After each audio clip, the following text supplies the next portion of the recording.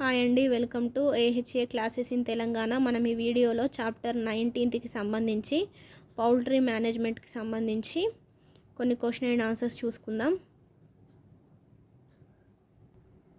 మనం చాప్టర్ 2లో పౌల్ట్రీకి సంబంధించి వాటి డిసీజెస్ అట్లాంటివి చూసుకుంటామండి.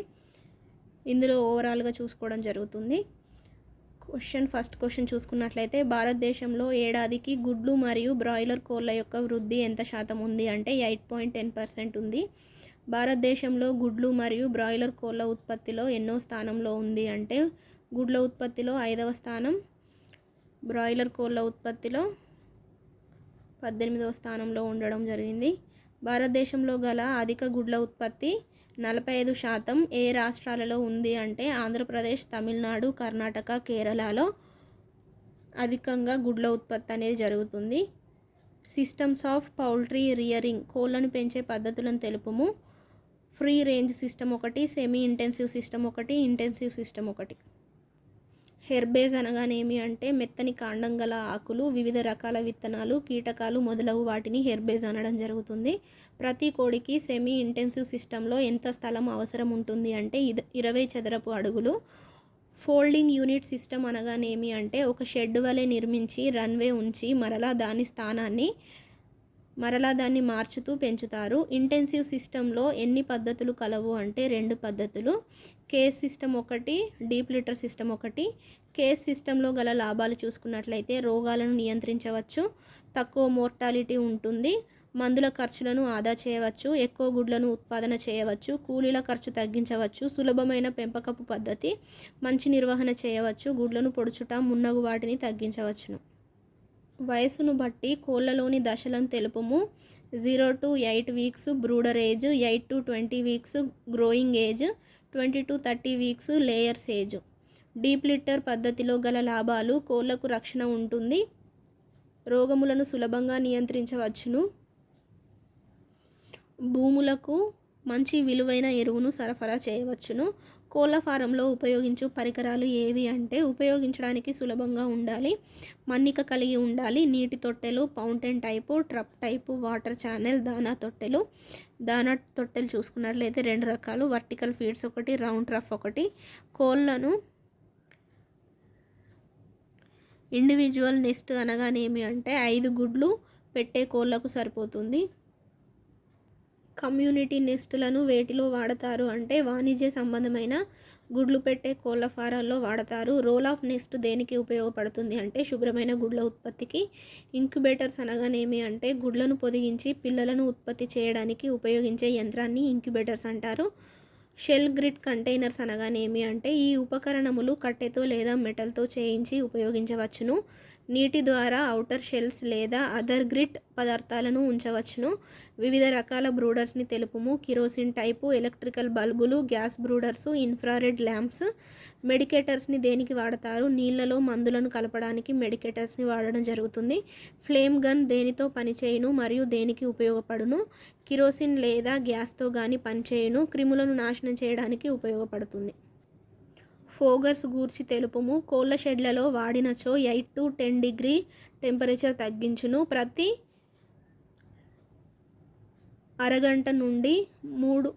అర నిమిషం నుండి 3 నిమిషాలు పనిచేయును.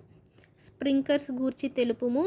వీటి వలన 4 నుంచి 6 డిగ్రీ సెంటీగ్రేడ్ల టెంపరేచర్ తగ్గును. వీటిని 10 నుంచి 17 గంటల వరకు నిరంతరంగా ఉపయోగించవచ్చును. ఫ్యాన్స్, ఎక్స్ హోస్ట్ ఫ్యాన్స్ మొదలగునవి యూజ్ చేయవచ్చును. పౌల్ట్రీ మౌల్డ్స్ అండ్ కార్ట్స్ గూర్చి తెలుపుము. 200 కన్నా ఎక్కువ కోళ్లను రవాణా చేయవచ్చు. లోడింగ్, అన్లోడింగ్ తర్వాత శుభ్రపరచును. Automatic vaccinator, debeakers, catching hooks, catching crates, egg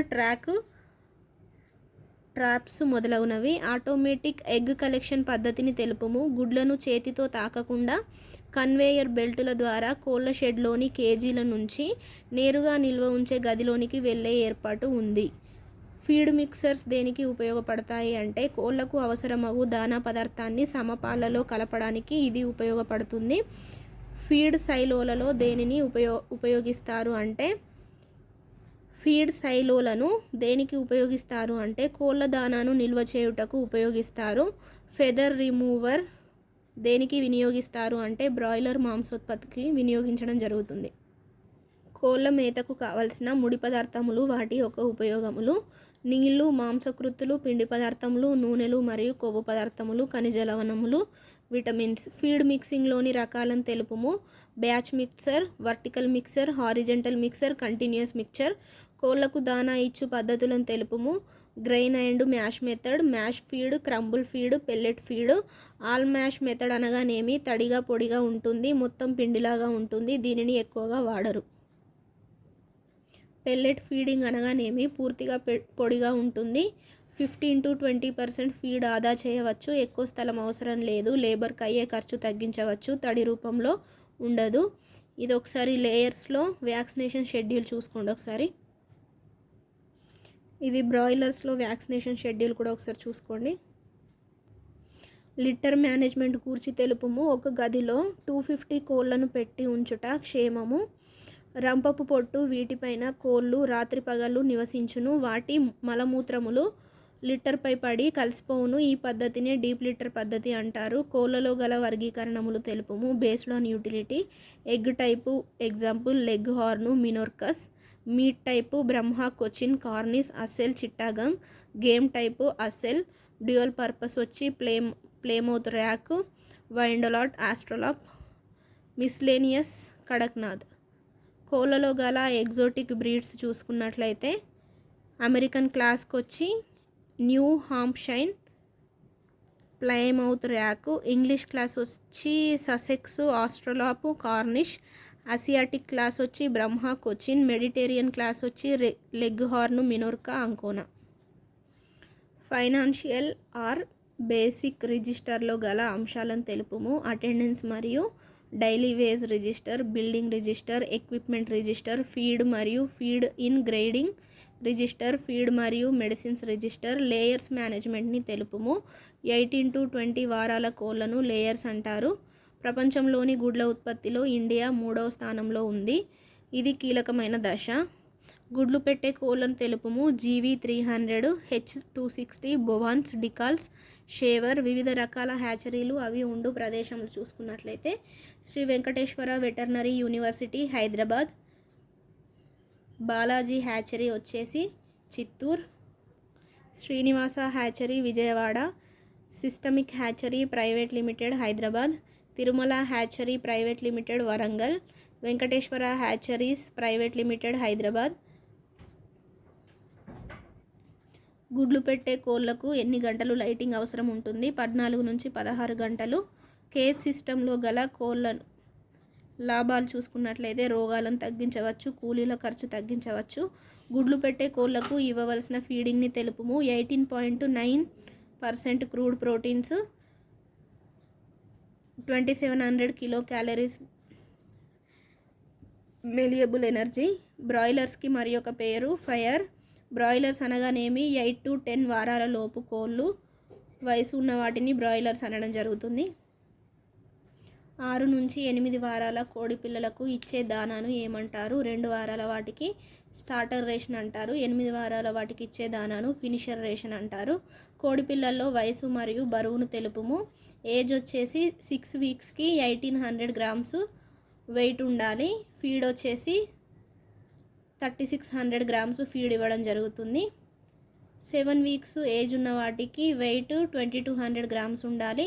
feed వచ్చేసి 4840 గ్రామ్స్ ఇవ్వడం జరుగుతుంది. కోళ్లకు ఏ వయసులో ఎంత లైట్ ఇవ్వాలి? ఫస్ట్ వీక్ 95 డిగ్రీ ఫారెన్హీట్స్ ఉన్న లైట్స్ 23 అవర్స్ ఇవ్వాలి. సెకండ్ వీక్ వచ్చి 90 డిగ్రీ ఫారెన్హీట్స్ 23 అవర్స్.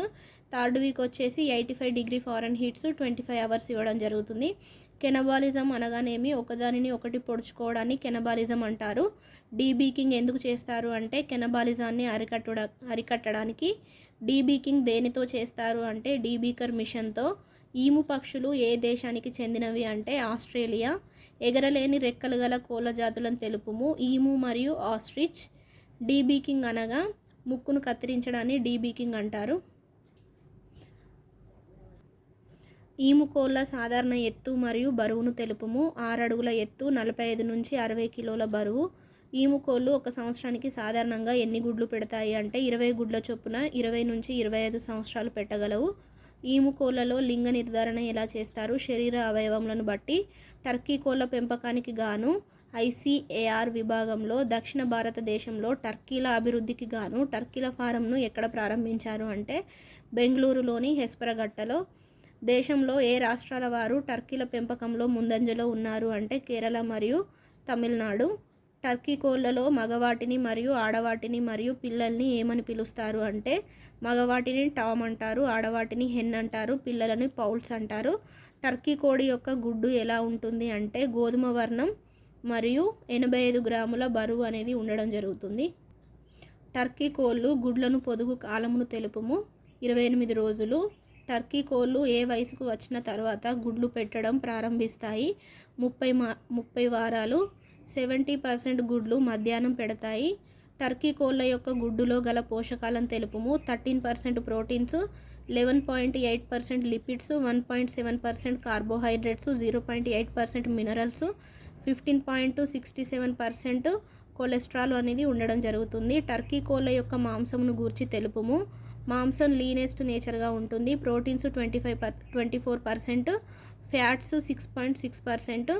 బాతులలో ఆడవాటిని ఏమంటారు? డక్ అంటారు. బాతులలో మగవాటిని ఏమంటారు? డ్రేక్ అంటారు. బాతు పిల్లల్ని ఏమంటారు? డక్లింగ్స్ అంటారు. బాతులు సాధారణంగా ఎన్ని సంవత్సరాలు జీవిస్తాయి అంటే 10 సంవత్సరాలు జీవించడం జరుగుతుంది. ఇంటిగ్రేటెడ్ ఫార్మింగ్ అనగానేమి అంటే వేరే రకానికి చెంది 2 వేర్వేరు జాతులను ఒకే ప్రదేశంలో పెంచడాన్ని ఇంటిగ్రేటెడ్ ఫార్మింగ్ అంటారు. బాతులు 2.5 కేజీల బరువు పెరుగుటకు ఎన్ని కేజీల దానా అవసరం అంటే 3.25 కేజెస్. గుడ్ల ఉత్పత్తిలో బాతు జాతులలో ప్రసిద్ధిగాంచిన జాతిని తెలుపుము. కాకి కాంపుబెల్ సగటున ఒక సంవత్సరానికి 200 గుడ్లు పెడుతుంది. బాతులలో ఆడ మగవాటి నిష్పత్తిని తెలుపుము అంటే 1:10. బాతులలో ఎటువంటి దానాను ఇస్తారు అంటే తడి దానా, గింజలు, చిన్న చిన్న పురుగులు, నీటి మొక్కలు మొదలగునవి. క్వైల్ కమ్స్ పిట్టలు గూర్చి తెలుపుము. ఇయర్లీ 3 to 4 బ్యాచెస్ పొందవచ్చు. 6 వారాలలో గుడ్లు పెట్టడం ప్రారంభిస్తాయి. అనక్వైల్ బరువు. ఆడ క్వైల్ బరువు 100 to 200 గ్రామ్స్. మగ క్వైల్ బరువు 140 to 170 గ్రామ్స్. గుడ్లు పొదుగు కాలం 18 రోజులు. ఖర్చు తక్కువ స్థలం అవసరం ఉంటుంది. క్వైల్ బర్డ్స్లోని రకములను తెలుపుము. Japan quail, Pharaoh English, white Tuxedo, British range, Manchurian golden మొదలగునవి. బాతులను పెంచుటకు గల కారణములను తెలుపుము. మాంసం కొరకు, గుడ్ల కొరకు. గుడ్లు పెట్టు బాతులలో ఒక రకమును తెలుపుము. తెల్లటి గుడ్లు పెట్టే రకం, మచ్చల గుడ్లు పెట్టే రకం. క్వైల్ బర్డ్స్ పెంపకం వలన కలుగు లాభాలు: తొందరగా ఎదుగును, తొందరగా గుడ్ల ఉత్పత్తి మొదలగును, గుడ్ల ఉత్పాదన ఎక్కువ ఉండును. 260 గుడ్లను పెడుతుంది సంవత్సరానికి. తక్కువ స్థలం, తక్కువ దానా ఖర్చు. పొదుగు కాలం 7 to 18 days. In red brooding పద్ధతి.